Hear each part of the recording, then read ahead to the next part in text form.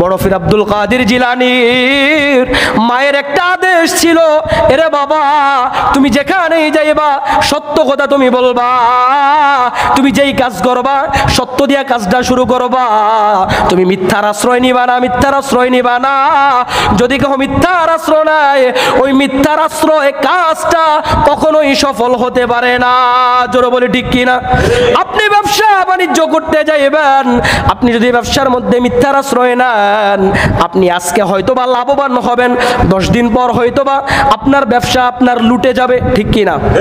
আপনি যদি মিথ্যার আশ্রয় নেন কখনো একটা কাজ আপনি সফলতা পাইবেন না।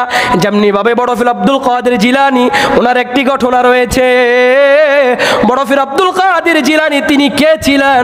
বড় পীর আব্দুল কাদের জিলানী তার মা একদিন বড় পীর আব্দুল কাদেরকে মক্তবে পাঠাইলো। কোথায়? মক্তবে পাঠাইছে আরবি শিক্ষা দেওয়ার জন্য। একবারে ছোট্ট বাল্য বয়স। আমাদের সমাজে ছোট্টবেলায় আমরা মক্তবে গেছি কি গেছি না? গেছি না? মক্তবে গেছি। তেমনি ভাবে তার মা মক্তবের বলা ভাই আর আলিফ বাতা ছাড়া আর কি কিছু পারে? ছোট বলা ভাই এর চেয়ে বেশি কিছু পারে? এর থেকে বেশি কিছু পারে না।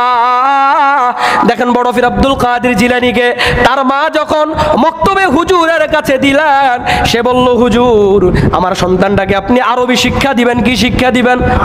আরবি শিক্ষা দিবেন।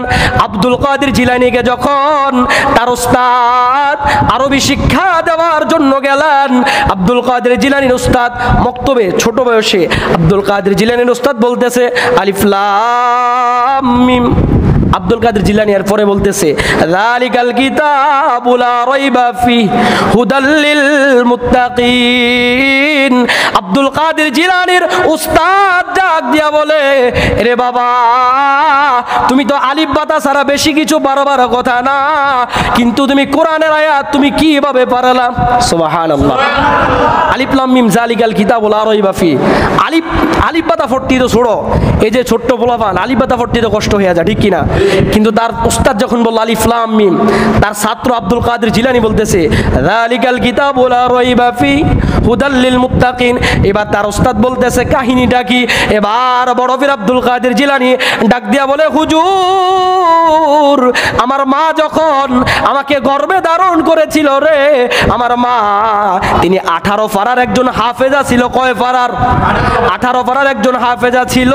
আমার মা আমাকে গর্ভে রাখিয়া গর্ভে ধারণ করিয়া আমার মা যখন কোরআন তেলাওয়াত করত রে, আমার আল্লাহ তাআলা কুদরতি ভাবে আমার মায়ের কোরআন তেলাওয়াত আমাকে শুনাইতো। আমি আব্দুল কাদের জিলানী আমার মায়ের পেটের মধ্যে আমার মা 18 পারা কোরআন তেলাওয়াত করেছে।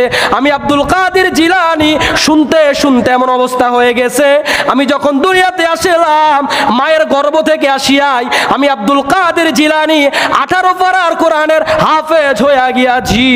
উচ্চ আওয়াজে বলি সুবহানাল্লাহ। এটা হলো আব্দুল কাদের জিলানী আল গিলানী, যিনি মায়ের পেট থেকে 18 পারা কোরআনের হাফেজ হয়েছে। কয় পারা? আরো জোরে বলি কয় পারা? 18 পারা কোরআনের হাফেজ হয়ে বড় পীর আব্দুল কাদের জিলানী, যিনি সমস্ত ওলিদের ওলি, সমস্ত ওলিদের কদম, সমস্ত ওলিদের কদমের উপর কদম বড় পীর আব্দুল কাদের জিলানী, তিনি এমন তবগার একজন আল্লাহর ওলি ছিল। জোরে বলি সুবহানাল্লাহ। আপনি আব্দুল কাদের জিলানীর ইতিহাস খুলিয়া দেখেন না, আব্দুল কাদের জিলানী তার জীবনে একটাও মিথ্যা কথা বলে না। যেমনি ভাবে একটি ঘটনা রয়েছে, আব্দুল কাদের জিলানী তিনি যখন একদিন ঘর থেকে বাহির হইলেন, কোথায় থেকে বাহির হইলেন? ঘর থেকে বাহির হইল আব্দুল কাদের জিলানী ইলমে দ্বীন শিক্ষা করবার জন্য, জ্ঞান অর্জন করবার জন্য, শিক্ষা অর্জন করবার জন্য তিনি বাগদাদে যাবে। কোথায় যাবে? বাগদাদে যাবে।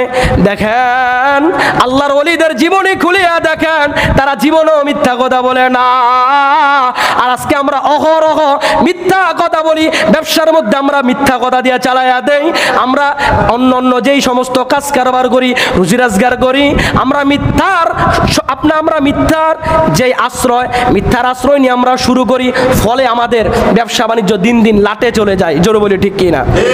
আব্দুল কাদের জিলানী যখন বাড়ি থেকে বাহির হইলেন, তার মা তাকে ওসিয়ত করেছে, বাবা তুমি যেখানে যাও মিথ্যার আশ্রয় নিবা না। কিসের আশ্রয় নিবা না? মিথ্যার আশ্রয় নিবা না। আব্দুল কাদের জিলানী তিনি যখন বাগদাদের উদ্দেশ্যে উদ্দেশ্যে রওনা হইলেন। আব্দুল কাদের জিলানী যাইবার সময় পথিমধ্যে একদল ডাকাত দস্যুরা আব্দুল কাদের জিলানীকে তারা ধরলো, ধরিয়া বলল, এরে বালক, তোমার কাছে কোনো অর্থ আছে কিনা? অর্থ কি আছে কিনা? তোমার কাছে কোনো টাকা আছে কিনা? দেখেন ছোট বাচ্চা, একেবারে বাল্য বয়স। আব্দুল কাদের জিলানী বলে, আমার মা আমাকে 40 দিরহাম দিয়েছে, আমার কাছে 40টা দিরহাম আছে। কয় দিরহাম? 40 দিরহাম আছে। এবার ডাকাতদের মধ্যে একজন অবাক হয়ে গেল, বিশ্বাস করতে পারলো না। কিরে, বাচ্চার কাছে তো 40 দিরহাম থাকবার কথা না। প্রথম ডাকাত চলে গেল। দ্বিতীয় ডাকাত যখন আসলো তখন বলল, তোমার কাছে কি আছে? আব্দুল কাদের জিলানী ওয়াল গিলানী বলে, আমার মা আমাকে 40 দিরহাম এই বগলের তলে একটা পকেট বানায় সেলাই করে দিয়েছে। সুবহানাল্লাহ। দেখেন ছোট্ট বাচ্চা তার মায়ের কথা ভুলে না। সত্য কাকে বলে দেখেন, এই সত্য কথা বলবার কারণে কি হয়েছে সামনে ঘটনা উগাই। পেয়ারা হাজিরিন, আব্দুল কাদের জিলানী রহমাতুল্লাহি আলাইহি তিনি যখন সত্য কথা বললেন, আব্দুল কাদের জিলানীকে আপনার ডাকাত দলের সেনাপতি যিনি ছিলেন, একেবারে মেইন লিডার যিনি ছিলেন, তার কাছে নেওয়া হলো। কি করা হলো? নেওয়া হলো মেইন লিডারের কাছে, দলের সেনাপতি যিনি ছিলেন তার কাছে নেওয়া হলো। এবার সেনাপতি আব্দুল কাদের জিলানীকে ডাক দিয়া বলে, এরে বালক, আমি জানতে চাই তোমার কাছে কত দিরহাম রয়েছে? আব্দুল কাদের জিলানী বলে, আমার কাছে 40 দিরহাম রয়েছে। লোকটা অবাক হয়ে গেল, জোরে বলি সুবহানাল্লাহ। ডাকাতের সরদার আব্দুল কাদের জিলানীর দিকে তাকায়া, ডাকাতের সরদার আসমানের দিকে তাকায়া একটা চিৎকার দিয়া তার জামা সে টান দিয়া ছিঁড়ে ফেললো, নিজের জামা নিজে টান দিয়া ছিঁড়ে ফেললো। ছিঁড়িয়া বলল, এরে বালক, আমার বুঝে আসে না তুমি এই বাল্য বয়সে মিথ্যা কথা, তুমি এই বাল্য বয়সে মিথ্যার আশ্রয় নিলা না। তুমি চাইলে আমার কাছে লুকায়িত করতে পারতো কিনা? তুমি চাইলে বলতে পারতা যে আমার কাছে কিছু নাই, তুমি ছোট মানুষ, তোমাকে আমরা ধরতাম না। কিন্তু তুমি বলে দিলা তোমার কাছে 40 দিরহাম রয়েছে, তারপরে কোথায় রয়েছে তাও বলে দিলা। এরে বালক, আমাদের আর বুঝতে বাকি নাই, আমাদের এই যে জীবনটা আমরা এতদিন ভুলের মধ্যে আমরা অতিবাহিত করেছি, আমরা মিথ্যার আশ্রয় নিয়ে মানুষদের সাথে আমরা ডাকাতি করেছি, মানুষদের গলার মধ্যে চুরি ধরেছি। এরা আব্দুল কাদের, তুমি আমাদেরকে তাওবা পড়ায়া দাও, আমরা তোমার সততার কাছে বিক্রি হইয়া আমরা আল্লাহর কাছে ফিরিয়া আসতে চাই। উচ্চ আওয়াজে বলি সুবহানাল্লাহ। আব্দুল কাদের জিলানী তাদেরকে তাওবা করাইলো। আব্দুল কাদের জিলানীর সততা দেখে তারা এমন জীবনে এমন তাওবা করলো, তাওবায়ে নাসুহা। ওই ডাকাত সরদার মৃত্যুর আগ পর্যন্ত তারা আর মিথ্যার আশ্রয় নেয় না, ডাকাতিও করে না। এক পর্যায়ে ওই ডাকাত দল সবাই এক পর্যায়ে আল্লাহর ওলির তবগায় পৌঁছে গিয়া দুনিয়ার জমিন থেকে কবরের জমিনে পাড়ি দিয়েছে। উচ্চ আওয়াজে বলি সুবহানাল্লাহ। দেখেন সত্য কি জিনিস, সত্যের মাধ্যমে বহু কিছু হাসিল করা যায় কি যায় না? আরো জোরে বলি, যায় কি যায় না? আপনি মিথ্যার আশ্রয় নিয়া আজকে মনে করেন ব্যবসায় লাভবান হইলেন, কি হইলেন?